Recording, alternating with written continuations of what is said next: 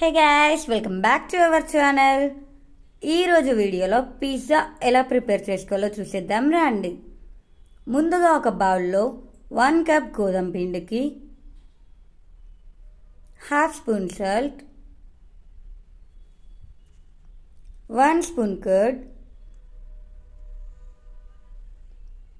1 spoon sugar, అలాగే half spoon baking powder, తగినన్ని నీరు పోసుకొని అన్నీ కలిసే విధంగా పిండిని బాగా కలపండి. ఒక 7 to 8 మినిట్స్ దాకా పిండిని బాగా ప్రెషర్ ఇచ్చి కలుపుకోండి. ఇప్పుడు దానిపైన 1 స్పూన్ ఆయిల్ వేసి పిండిని బాగా మణికట్టుతో ప్రెషర్ ఇచ్చి సాఫ్ట్గా కలిపి పక్కన ఉంచుకోండి. ఇప్పుడు ఒక ప్యాన్లోకి ఒక మీడియం సైజ్ ఆనియన్, అలాగే 2 మీడియం సైజ్ టమాటోని ముక్కలుగా కట్ చేసి అందులో వేసుకోండి. దాంతోపాటు 5 వెల్లుల్లి రెబ్బలు, 3 ఎండుమిర్చి, హాఫ్ స్పూన్ కల్లుప్పు, ఇవన్నీ మునిగేలాగా వాటర్ వేసి దాన్ని బాగా బాయిల్ చేసి పక్కన ఉంచుకోండి. ఇప్పుడు ఇవన్నీ చల్లారిన తర్వాత ఒక మిక్సీలోకి ట్రాన్స్ఫర్ చేసి వాటన్నిటిని ఒక పేస్ట్ లాగా ప్రిపేర్ చేసుకోండి.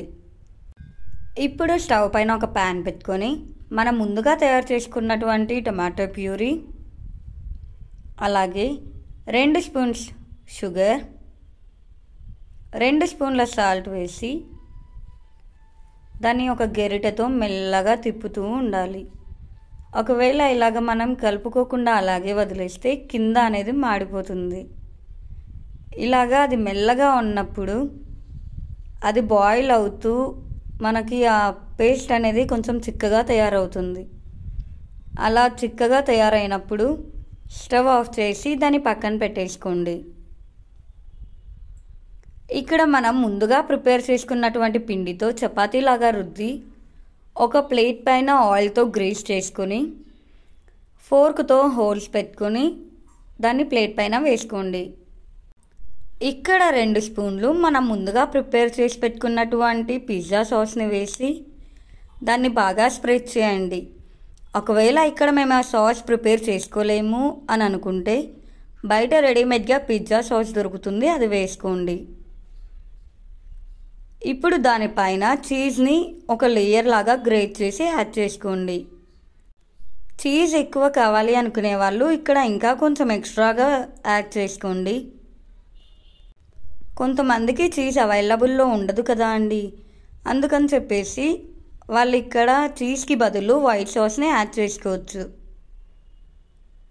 ఇక్కడ మనకి ముందుగా కట్ చేసి పెట్టుకున్నటువంటి వెజ్జీస్ని పక్కన పెట్టుకోండి. ఇప్పుడు మనం ముందుగా చీజ్ వేసుకున్న దానిపైన కట్ చేసుకున్న వెజ్జీస్ని 1 by 1 యాడ్ చేసుకోండి.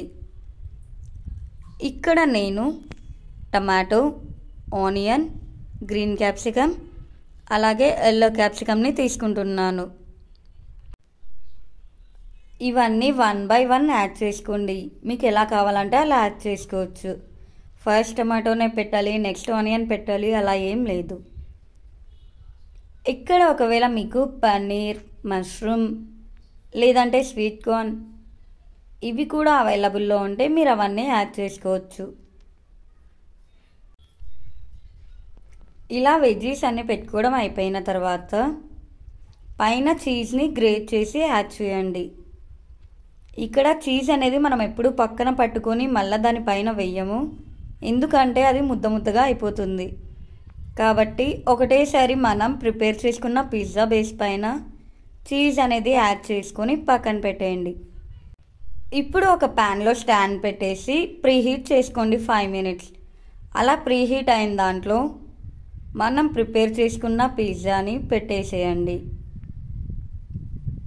ఇక్కడ ఒక 5 to 7 minutes లోపే చీజ్ అంతా మెల్ట్ అయిపోయి బ్యూటిఫుల్గా కనిపిస్తుంది. మొత్తం ఒక 15 to 20 minutes లోపు చీజ్ అంతా ఇలా మెల్ట్ అయిపోయి పిజ్జా అనేది రెడీ అవుతుంది. ఇప్పుడు దానిపైన కావాలనుకునే వాళ్ళు ఒరిగానో లేదంటే chilli flakes or else ketchup వేటితో అయినా సర్వ్ చేసుకోవచ్చు. ఇంతే అండి, ఎంతో టేస్టీగా ఉండే హెల్తీ వెజ్ పిజ్జా రెడీ అయిపోయింది. ఇది హెల్తీనే అండి, ఎందుకంటే ఇక్కడ మనం మైదాని యూజ్ చేయట్లేదు, ఓన్లీ గోధుమ పిండి వాడి ప్రిపేర్ చేసుకుంటున్నాము అంతే. మీకు కూడా నా వీడియోస్ నచ్చినట్టయితే please do like, share and subscribe to my channel.